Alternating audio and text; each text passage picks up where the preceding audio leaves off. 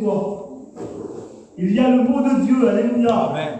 Et j'aimerais que ce soit le mot de Dieu pour toi dans cette soirée. Je ne sais pas comment il va s'y prendre, le Seigneur, pour nous bénir, mais je suis convaincu qu'il va nous bénir. Alléluia. Je sais que sa parole ne revient jamais à lui sans avoir fait un effet dans nos cœurs, frères et sœurs. Dieu est formidable, alléluia. Il est bon. La Bible dit qu'il est riche en bonté, alléluia. Il est lent, alléluia, à la colère. Dieu veut nous bénir, alléluia. Alors pour revenir à ce petit texte-là, quand il dit au vent, calme-toi, il y a une tempête phénoménale qui est sur le lac de Galilée, là, ou le lac de Génézareth, la mer de Tibériade, comme vous voulez, elle a plein de noms, mais c'est la même mer. Et quand Dieu parle au vent, là, il lui dit un mot qui vient du ciel, alléluia. Il lui dit, sois muselé. Vous voyez, le mot est beaucoup plus fort. Le mot est beaucoup plus fort parce qu'il y a en face de lui, il y a quelque chose qui est fort, qui est puissant. Alors Dieu parle de sa force à lui. Et quand il parle de sa force à lui, le vent est obligé de se taire, de se calmer. Et puis j'aimerais dire, frères et sœurs, si la tempête est dans ta vie ce soir, le mot de Dieu pour toi, c'est que Dieu puisse venir dans ton cœur et calmer la tempête. Amen. Dieu est bon, frères et sœurs. Dieu veut nous bénir. J'en suis convaincu que Dieu veut nous bénir. Vous savez, Dieu, il veille sur sa parole. C'est marqué dans le livre de Jérémie, chapitre 1, verset 30, je crois. Je veille sur ma parole afin qu'elle s'accomplisse dans nos cœurs. Et puis vous avez devant Dieu, ça serait que les hommes, humainement, c'est pas possible de convertir une autre homme. On peut le convertir à des choses bizarres de la vie, mais le convertir à la parole de Dieu, on ne pourrait pas. Il faut que la parole qu'on prêche, elle soit animée du Saint-Esprit.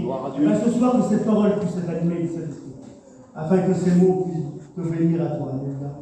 J'ai lu un petit peu dans la parole de Dieu, je sais que Dieu peut tout, frères et sœurs. Il est dit dans le livre de Jérémie, chapitre 32, rien n'est étonnant de la part de Dieu. Amen. Job va dire ces petits mots-là, je les ai marqués vite fait un petit peu. Je reconnais que tu peux tout. Alléluia. Nous reconnaissons que Dieu peut tout, frères et sœurs. Dans le livre de Luc, chapitre 1, il est dit que rien n'est impossible à Dieu. Et puis j'ai écouté les expériences, j'ai écouté les témoignages qu'on a écoutés ce soir, comme vous et moi, avons écouté. Jenna a dit quelques mots de ce que la vie peut lui apporter. Ils ont passé des mauvais moments. Je sais que la vie nous apporte des mauvais moments. Je sais que bien souvent, on n'a pas prévu des fois. On prévoit des bonnes choses, pour nous. On prévoit des bonnes choses pour nos enfants. On prévoit notre retraite, notre après-retraite. On essaie de se valoriser dans ce domaine-là. On essaie de construire quelque chose sur la terre, mais on n'a pas prévu l'imprévu. Et puis il semblerait que là, dans la famille Agena, ils n'avaient pas prévu toutes ces choses-là. Et il y a l'imprévu qui est là. Il y a un garçon, il y a quelques années en arrière, c'est le fils à Guerma, il s'appelle Josué.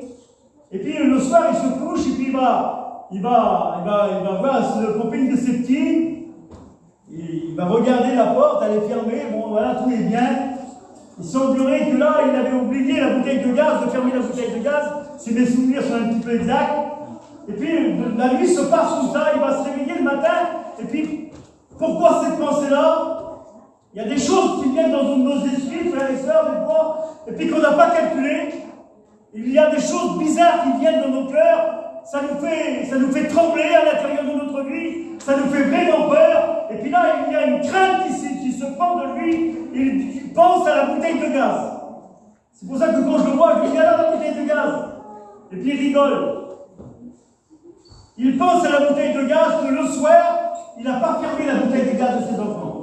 Imaginez-vous la tragédie qui se passe dans son cœur, mon garçon. Il y a une tragédie qui se passe dans sa vie, là. Il imagine plein de choses. Il va, petite copine, là, tout apeuré, là, qui va arriver, et puis il va ouvrir la porte, et puis la porte est bien sûr fermée à clé.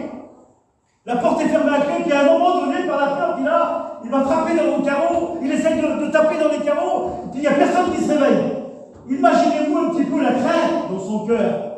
Essayez d'imaginer un petit peu, de vous mettre à sa place, à lui là. Il y a ses enfants qui sont dans le camping, Peut-être que la bouteille de gaz, elle a fui dans la nuit. Peut-être qu'il y a une tragédie dans le camping, là. Et puis lui, il n'arrive pas à ouvrir la porte.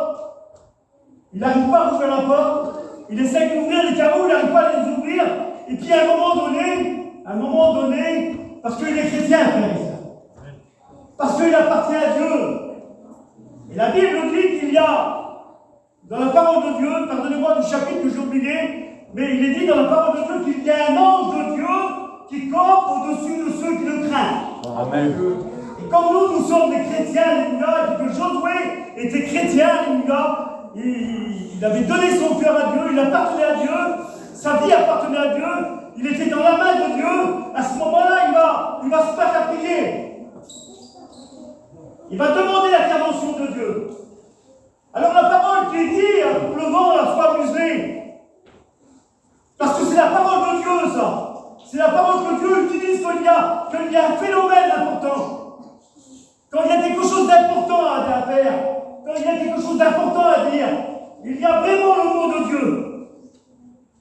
Et puis si j'aurais un thème à dire à cette prédication-là, ça me vient un petit peu à l'esprit, là. Je dirais à ce thème-là, je dirais m'approcher de Dieu, c'est mon bien. Amen. Gloire à Dieu. Vous savez, quand il y a un problème, frères et sœurs, quand il y a une difficulté, quand il y a un souci dans nos cœurs, quand nos cœurs tremblent, quand tout va mal à l'intérieur de nos vies, il y a quelque chose d'important. Il semblerait que dans le psaume, là, Asaph, là, 73, il semblerait qu'il avait abandonné le Seigneur quelques instants. Il semblerait qu'il s'était éloigné de Dieu. Il semblerait qu'il n'était plus dans la main de Dieu. Et puis quand il a réalisé l'importance d'être dans la main de Dieu, quand il a réalisé qu'est-ce que c'est le bonheur d'appartenir à Dieu, frères et sœurs, quand il a réalisé ça, il a dit ça dans le psaume 73, vous pouvez le lire chez vous, il va dire, m'approcher de Dieu, c'est mon bien. Amen. Et puis là, Josué va réaliser qu'il appartenait à Dieu. Il appartenait à Dieu, frères et sœurs. Et que, comme plus rien ne pouvait lui arriver, parce qu'il était dans les mains de Dieu. Et puis à ce moment-là, quand il va réaliser ça autour du camping, imaginez, je vous laisse imaginer la peur qui s'était emparée de lui et certainement de sa compagne, parce qu'il n'en parle pas, mais on laisse imaginer un petit peu, il y a à ce moment-là la paix qui vient dans son cœur. Il y a cette assurance, frères et sœurs, qui vient dans son cœur, là, parce qu'il appartient à Dieu. Il y a une petite main qui se met par le carreau, là, et puis qui ouvre le carreau. Imaginez-vous le bonheur qu'il y a à cet instant-là. Ce bonheur réel, frères et sœurs. Vous savez, la parole de Dieu, Dieu utilise des hommes. Dieu a utilisé Matthieu, les disciples de Jésus. Dieu a utilisé Jean. Dieu a utilisé Luc. Plein d'hommes de la parole de Dieu, ces 12 disciples qui sont là. Et puis Dieu a utilisé l'apôtre Saint Paul. Et puis Silas. Des hommes fervents, des hommes qui n'en veulent, des hommes qui appartenaient à Dieu, des hommes qui voulaient travailler pour Dieu, des hommes que rien ne les arrêtait, même pas la mort, imaginez-vous, même pas les persécutions, même pas les coups, parce qu'ils en ont reçu des dizaines de coups, même pas les coups ne faisaient reculer l'apôtre Saint Paul et Silas, parce qu'ils avaient reçu un ordre de Dieu. Ils avaient reçu cet ordre de travailler pour l'œuvre de Dieu, de prêcher la parole de Dieu, en tout temps, favorable ou non. Il y a des temps, frères et sœurs, où ce n'est pas favorable. Il y a des temps, frères et sœurs, où dans notre vie, que ce soit dans la vie des hommes sont ici, maintenant sur la terre, ou des hommes comme l'apôtre Saint Paul, dans les Actes des Apôtres, vous pourrez le lire au chapitre 16, il y a cet homme qui est là, avec son copain de travail qui s'appelle Silas. Des hommes qui nous veulent, des hommes fervents. Et puis ils ont décidé quelque chose. Vous voyez, ensemble. Ils ont décidé de faire une tournée d'évangélisation. Ah oui, comme nous, frères et sœurs, ça nous arrive. Ça nous arrive de faire des tournées d'évangélisation. Évangéliser, c'est propager. C'est propager la parole de Dieu. C'est donner la parole de Dieu aux âmes qui sont pauvres. C'est d'apporter le bonheur là où il n'y a pas de bonheur. C'est d'apporter la joie où il n'y a pas de joie. C'est d'apporter le salut à tous les hommes et toutes les femmes, frères et sœurs. Et puis l'apôtre Saint Paul qui est là, et puis qui venait de débarquer d'un bateau, il est arrivé à Philippe, et à Philippe, il a commencé son travail de serviteur de Dieu, d'évangéliste. Il a commencé son travail de prêcheur de la parole de Dieu avec Silas. Ils ont prêché la parole de Dieu. Puis à un moment donné, ils se sont approchés d'un lavoir. Vous savez, vous connaissez ça, vous, mesdames, les lavoirs, hein? Les lavoirs, ça sert à laver de linge. Hein, il semblerait. Mais non, il n'y en a plus, on a des laveuses qui tournent dans la maison, là. Hein? Ou dans la caravane, qui fait du bruit. Eux, ils ont été à Philippe, et puis cette belle ville là, qui est là. Et puis à ce moment-là, il y a autour du lavoir quelques personnes qui sont là, dont une personnalité qui s'appelle Lydie. Lydie, c'est une marchande de peau, une femme de haute renommée. Et puis les gens aimaient bien cette personne-là, parce qu'elle était gentille. Les gens aimaient parler avec elle parce qu'elle savait résoudre une solution. Il y a des fois des solutions pour des problèmes où il n'y a pas de solution. Et puis les gens aimaient Lydie parce qu'elle était populaire, on l'aimait bien. Vous savez, autour d'un lavoir, on aime bien discuter, et puis ça papote pas mal, hein? On lave le linge, on tape le linge, et puis t'as bien un tel là-bas. Et puis là-bas, t'as vu comment ça va? Et bien dans ce petit lavoir qui était là, à Philippe, il y a ces quelques femmes qui sont là, et ils parlent de l'évangile. Ils parlent de l'évangile. Il semblerait que là, le Saint-Esprit, alléluia, le Saint-Esprit commence à travailler un cœur. Il y a dans ce petit bourgade qui s'appelle Philippe, là, ces quelques femmes, le Saint-Esprit commence à travailler. Il se met à l'œuvre, alléluia. Vous savez, la parole de Dieu, quand elle est prêchée, frères et sœurs, c'est comme un bulldozer. Je n'ai pas d'autre mot. Mais je vous avoue que la parole de Dieu, quand elle rentre dans un cœur, eh bien, elle chamboule les vies. On voit des fois. On était à Dunkerque il y a quelques années en arrière. Je ne sais pas si Bobo était là, mais je sais qu'il y avait le petit Wesley qui était là. On était en train de ramasser les câbles, et puis là, on venait de passer, je ne sais pas, 15 jours, 3 semaines de mission. On devait ne faire qu'une mission, et puis de but en blanc, on a vu une opportunité. On dit ça comme ça, hein. Une opportunité. On dit que, voilà, il y avait des personnes qui avaient quelque chose. On pouvait leur apporter l'évangile. Il semblerait qu'ils avaient besoin du Christ. Et puis à la place de rester une semaine à Dunkerque, on a resté, je crois, ces 3 semaines. On a laissé le chapiteau 3 semaines de temps, et puis on a dialogué avec des personnes. J'ai parlé un petit peu avec ces gens-là. Vous savez, on dit, nous, tellement qu'ils sont riches, là, ou tout le monde qui est riche, puis là, ce qui rêve la nuit, il l'a le jour. On le dit souvent ça. Ces gens-là, frères et sœurs, je ne connais pas leur nom, ni leur nom de famille, puis ça ne m'intéresse pas tellement. Ce qui m'intéressait, c'était l'âme qui était devant moi, une personnalité, un homme comme ça, et important. Il nous avait offert des glaces, à manger des glaces, j'en ai jamais vu des si beaux. Et puis peut-être aussi cher, j'en ai jamais vu des verres comme ça.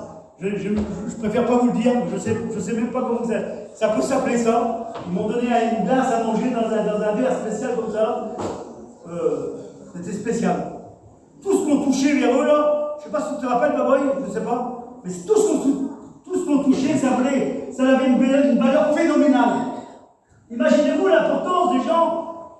C'était des gens qui étaient immensément riches. Et puis c'était là, et puis à chaque réunion, ils venaient à la réunion. Et puis à un moment donné, quand on a tiré les câbles, j'étais en train de tirer un câble, puis à un moment donné, je passe devant son compagnie, alors. Puis toute sa famille qui était là, je passe devant son compagnie, il vient là.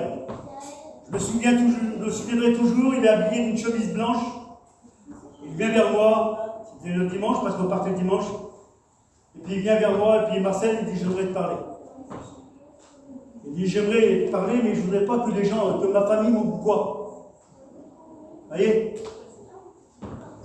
Il dit, j'aimerais me tourner. Alors, ça fait que sa famille est là, lui il se tourne comme ça, vous voyez? Ça fait que moi je suis en face de lui. Il est dos à sa famille, il ne veut pas montrer lui, le besoin dans son cœur. Il ne veut pas faire voir à sa famille qu'il est malheureux, malgré qu'il a des richesses immenses.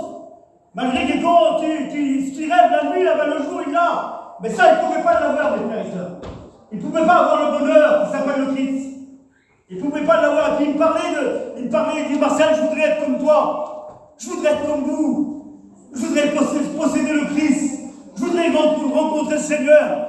Mais il dit, je ne peux pas, regarde ma famille derrière, regarde tout ce qu'il y a, quoi. Tu vois la misère. Regarde tout ce qui se passe. Je ne peux pas m'approcher du Seigneur. Il y a cet homme-là qui avait besoin du Christ. Je voyais ses larmes couler. Il y avait le petit Josué, comment il s'appelle, lui là, Wesley qui était à côté de moi. Et je voyais ses larmes sur cet homme-là. C'était spécial. Devant Dieu, c'était spécial. Ils avaient vraiment besoin de Dieu.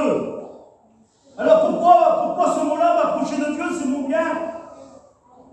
Parce qu'il y a des fois, mes frères et sœurs, quand on le veut vraiment s'approcher de Dieu, eh bien on le peut. Cet homme-là, malgré toute la richesse qu'il avait, malgré toutes les beautés qu'il avait autour de lui, malgré les chaînes peut-être qu'il enchaînait, il n'avait qu'à dire un seul mot à dire, m'approcher de Dieu. Et je suis sûr et certain que Dieu aurait fait l'impossible pour lui. Il dit que rien n'était impossible pour lui. Amen. Dans le livre de Luc, chapitre 1, rien n'est impossible à Dieu. Alors cette femme-là, c'est un petit peu pareil. Il y a tous ces gens qui sont autour d'elle, et puis à un moment donné, vous savez, quand l'homme ne peut rien faire, ben, il y a Dieu qui se met en route.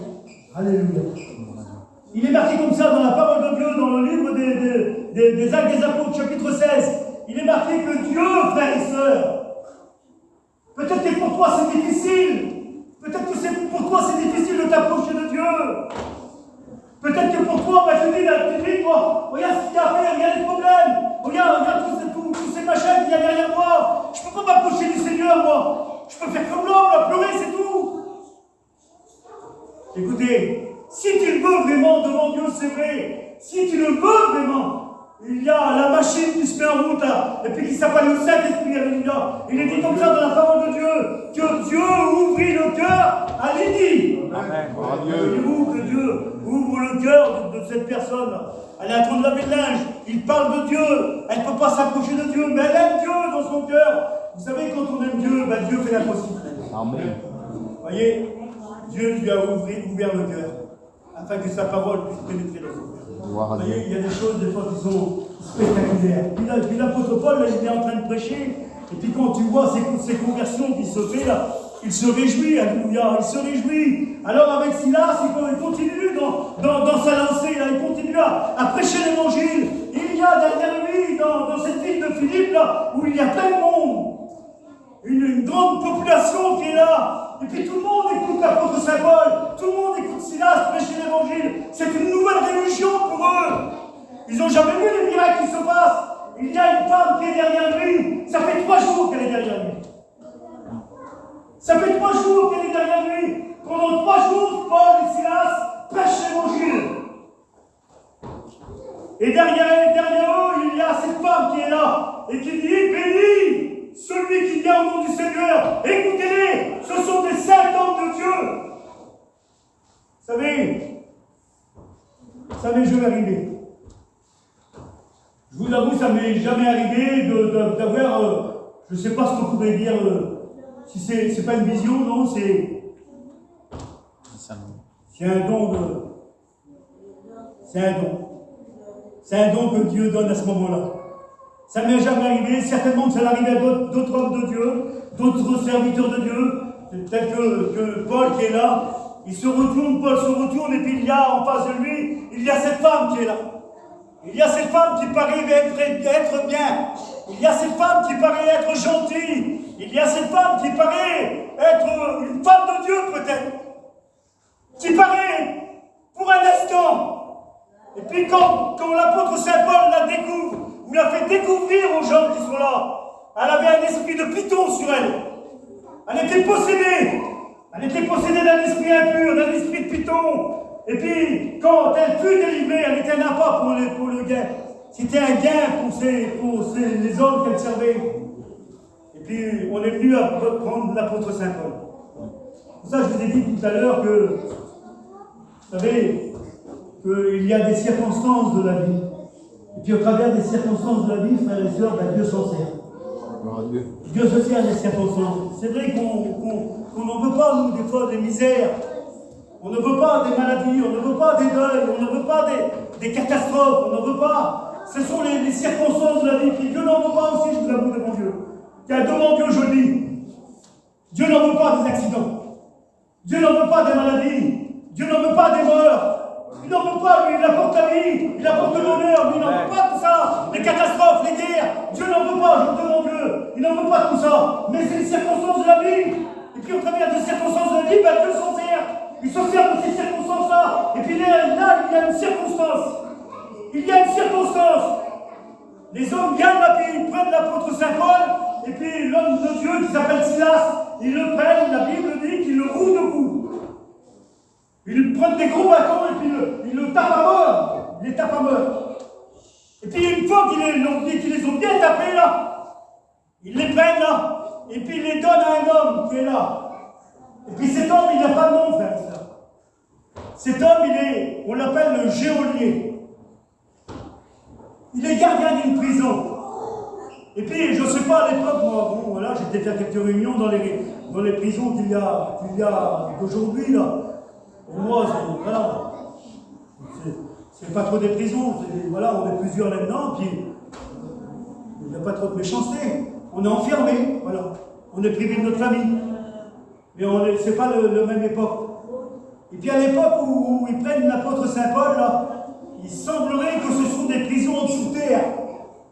Ce sont des cachons à l'intérieur, au fond de la terre, comme ça, sans aucune lumière, sans aucune lucarne. Il y a là, justement, le frère a prêché sur les piliers, là. Il y a là, dans ces prisons-là, il y a des piliers. C'est une prison qui est soutenue par des piliers, dans des cachots bien profonds, remplis d'humidité, où les malades, ils s'en foutent pas mal, les geôliers. Ou bien souvent, s'il y a la misère dans les prisons, les geôliers subissent aussi la misère. Parce que les geôliers, ils sont privés de leur famille aussi. Des hommes qui sont obligés de garder quelqu'un. Et puis comme les hommes de loi viennent apporter l'apôtre Saint Paul, ils lui donnent l'apôtre Paul, puis ils disent, celui-là, là, il faut le garder sûrement. Faire attention à cet homme-là. Il faut lui faire attention. Il ne faut surtout pas qu'il parte de la prison. Il ne faut pas qu'il s'évade. Vous savez, comme j'ai dit tout à l'heure, que Dieu se sert des circonstances de la vie. Et comme je vous ai dit que pour un élément, quelque chose de puissant, Dieu a les mots à lui, des mots formidables, alléluia. Il est là, à ce moment-là, il y a un tremblement de terre qui se fait. Il se fait par la main de Dieu. Ça s'est pas fait d'un claquement de doigts. Il a fallu la puissance du Seigneur, alléluia. Il y avait quelque chose à sauver, il y a des personnes à sauver. Et je vous ai dit, s'il y a des personnes à sauver, Dieu va tout mettre en œuvre pour te sauver. Amen. Là, dans la prison, il y a quelqu'un à sauver. Pourquoi l'apôtre Saint Paul est rentré en prison? Pourquoi il a été battu? Pourquoi Silas a été battu? Pourquoi il est rentré en prison? Pourquoi le Seigneur vient à ce moment-là faire trembler la prison? Pourquoi les portes de la prison vont tous s'ouvrir? Pour quelle raison? Il n'y a rien dans la prison, il y a des voleurs, il y a des meurtriers, et puis il y a un geôlier qui est là. Il n'y a personne. Ça compte peut-être pas un geôlier. Peut-être pour les hommes du peuple, ça compte pas. Mais pour Dieu, ça compte. Gloire à Dieu. Et pour toi, tu comptes aux yeux de Dieu. Peut-être que tu n'as pas beaucoup d'importance aux yeux des gens. Peut-être qu'on passe devant toi, puis on ne fait pas trop d'importance. Toi, tu es là peut-être pour ouvrir la porte, un petit peu comme les geôliers. Tu ouvres la porte de ton compagnon, la porte de ta compagne, la porte de tes enfants. Tu es là pour ouvrir la porte, de faire manger, et puis ainsi de suite. Et puis ça compte pas plus que ça. Le geôlier, il était là pour ouvrir la porte de la prison. Il était là pour faire attention à ces hommes-là. Pour pas qu'ils s'évadent. Mais Dieu avait changé, vous voyez, ce programme-là. Le programme humain, Dieu avait changé avec un programme divin, alléluia. Amen. Et le programme divin, vous savez ce que c'était? C'était de sauver le geôlier. Gloire à Dieu. Celui qui avait besoin de Dieu. Vous voyez, dans cette soirée, peut-être ça fait pas mine, mais il y a des personnes qui ont besoin de Dieu. Amen. Gloire à Dieu. Il y en a qui ont besoin de Dieu. Ils ont besoin de l'intervention de Dieu dans leur cœur, dans leur foyer, dans leur vie personnellement. Il y a À ce moment-là, il y a l'apôtre Saint Paul qui est là avec Silas. Ils sont en train de louer Dieu. C'est formidable quand on loue Dieu, frères et sœurs. Quand on loue Dieu, c'est pas une supplication. Une louange, c'est pas une supplication. Une louange, c'est une adoration. Ils sont en train d'adorer Dieu, ils sont dans le problème, dans la difficulté, ils ont été martyrisés, ils ont été tapés, ils sont à moitié morts par terre là, et eux ils adorent Dieu. Et vous savez ce qu'ils font en plus qu'ils adorent Dieu, qu'ils louent Dieu? Ils sont en train de chanter des cantiques. Gloire à Dieu. Ils chantent des cantiques. Ils sont dans la misère et ils chantent des cantiques. Et puis à ce moment-là, il y a ce tremblement de terre, il y a la main de Dieu qui vient, qui fait trembler tous les murs. La main de Dieu qui ouvre les portes. Même les portes de fer sont ouvertes. Et puis à ce moment-là, il y a quelque chose de formidable qui se fait. Vous savez que rien ne se fait sans la volonté de Dieu, frères et sœurs. C'est marqué dans la parole de Dieu. Il est dit que rien ne se fait sans la volonté de Dieu. Frères et sœurs, dans ta vie, rien ne se fait sans sa volonté. Amen. Si tu passes à un problème ce soir, Dieu est capable d'enlever ce problème. Nous l'avons devant Dieu, c'est vrai. Je l'ai vu des dizaines de fois. J'ai vu des dizaines de fois la main du Seigneur se poser sur des âmes. Et puis là, il y a un problème, il y a un homme qui est là, qui est apeuré. Il est à genoux par terre. Il est en train de trembler parce que toutes les portes des prisonniers se sont ouvertes. Et puis il semblerait que lui, vous voyez, lui il pense contraire. Les prisonniers sont là devant lui, là, mais lui il pense contraire. C'est pourquoi il pense contraire. Il pense que tous les prisonniers se sont évadés. Et puis à ce moment-là, imaginez-vous, si les prisonniers se sont évadés, lui, il meurt. Les hommes de loi le tuent à lui. Mais il n'avait pas pensé à Dieu, frères et sœurs. Il y a à ce moment-là, quand il va tirer son épée, c'est marqué dans la parole de Dieu, à un moment donné, il va prendre son épée, et puis il va vouloir se suicider. Il va vouloir se tuer. Il y a des circonstances, je vous l'avoue devant Dieu. Je vous avoue que des fois, il y a des circonstances où on aimerait, je ne sais pas si le mot est exact, mais on voit les gens qui sont vraiment dans la misère, et puis la seule solution qu'ils ont, c'est, je vous le donne en mille, c'est quoi? Eh bien, c'est de se tuer. Ils prennent des cachets, ils prennent n'importe quoi, et puis ils se donnent la mort. C'est la solution du monde, ça. Le geôlier, lui, c'est un homme du monde. Il a besoin de Dieu, mais c'est un homme du monde quand même. Et toi, tu es là, tu es une femme du monde, tu es un homme du monde, mais tu as besoin de Dieu. Amen. Et puis le geôlier qui est là, qui a retiré son épée, il y a, vous savez, je dis que rien ne se fait sans la volonté de Dieu, il y a devant lui, il y a l'homme de Dieu par excellence, frères et sœurs. Il y a l'apôtre Saint Paul. Et puis l'apôtre Saint Paul va commencer à ouvrir la bouche, et puis il va commencer à dire, ne te fais pas de mal, il n'y a personne qui est parti, tous les hommes sont ici. Tous les hommes sont ici, et puis il y a à un moment donné une éclair qui se fait dans son cœur. On ne sait pas comment, vous savez, il y a des choses qu'on ne sait pas comment faire, mais lui sait comment faire, alléluia. Il y a à un moment donné une lumière qui se fait dans le cœur du geôlier. Gloire à Dieu. Vous savez, des fois, il y a des lumières qu'il faut qu'il se fassent dans nos cœurs. Il faut qu'il y ait vraiment la lumière de Dieu, frères et sœurs. Et je prie pour vous afin que vous aviez la lumière de Dieu. Alléluia. Le geôlier avait vraiment besoin de la lumière de Dieu. Et Dieu qui le connaissait, alléluia. Dieu qui était venu pour lui, alléluia. Et bien ce soir, Dieu est venu pour toi, frère. Amen. Mon ami, Dieu est venu pour toi. Il y a trop longtemps que tu viens en réunion, sans avoir cet engagement de venir dans la parole de Dieu, de rentrer dans la plénitude de Dieu. Il y a trop longtemps que tu tournes. Il y a combien de temps que tu écoutes ta parole de Dieu? Il y a combien de temps que peut-être que Dieu ce soir te démontre qu'il peut le faire, ce tremblement-là. Il peut ouvrir les portes qui sont fermées à l'intérieur de ton cœur. Ces portes de fer là où tout est rouillé. Il est dit que les portes étaient ouvertes, c'est Dieu qui les a ouvertes. Et bien Dieu est capable de le faire aussi dans ton cœur, frère et sœur. D'ouvrir les portes qui sont à l'intérieur de ta vie. C'est pour que peut-être tu n'as plus la clé. Peut-être qu'ils sont tellement rouillés, où tu n'as plus la force. Il faut la solution, frère. Et la solution, vous savez ce que c'est? C'est m'approcher de Dieu, c'est bon. M'approcher de Dieu, c'est merci. Il faut qu'il intervienne. Merci Seigneur. Il est là. Il y a le geôlier, pour terminer vite fait, parce que les moins 10. Il y a le geôlier qui est là. Il va demander quelque chose. En vrai, en vérité, devant Dieu. Le Seigneur, il lui dit comme ça. Il ouvre à celui qui frappe. Hein? Il ouvre à celui qui frappe. Le geôlier, dans sa façon de faire, il a frappé à la porte de Dieu. Gloire à Dieu. Il a demandé de la lumière. Amen. Il a osé. Il a osé. Il y a un serviteur de Dieu qui est là. Mais j'aimerais te le dire à toi, frère et sœur, Camille. J'aimerais te le dire à toi aussi, toi qui es là. Ben, ose devant Dieu. Ose parler à Dieu. Ose demander à Dieu. Ose demander à Dieu de la lumière. Seigneur, je veux la lumière. Seigneur, je veux la lumière. J'en ai marre de la vie. Ben, le geôlier n'avait marre de la vie. Peut-être que tu faisais une dépression, personne ne savait. Mais Dieu le savait. Peut-être que tu fais des dépressions. Dieu le sait. Amen. Dieu le sait. Il sait que tu as besoin du Seigneur. Approche-toi de Dieu. Approchez-vous de Dieu, frère. Mon Dieu, c'est vrai. Ça a été compliqué pour le geôlier, là. Mais il s'est approché de Dieu. Écoutez-moi, je vous termine vite fait. Il est dit que lui et toute sa famille se sont tournés vers l'Évangile. Gloire à Dieu.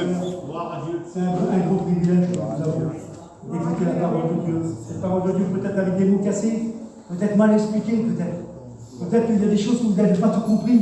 Et le Saint-Esprit est capable de vous faire comprendre. Gloire à Dieu. Le Seigneur est bon, vous savez. Gloire à Il est Dieu. capable de nous bénir au-delà de notre espérance. Vous avez besoin de Dieu, approchez-vous de Dieu. Alléluia. On prie le Seigneur, on demande à vos voix de prier. Amen. Merci pour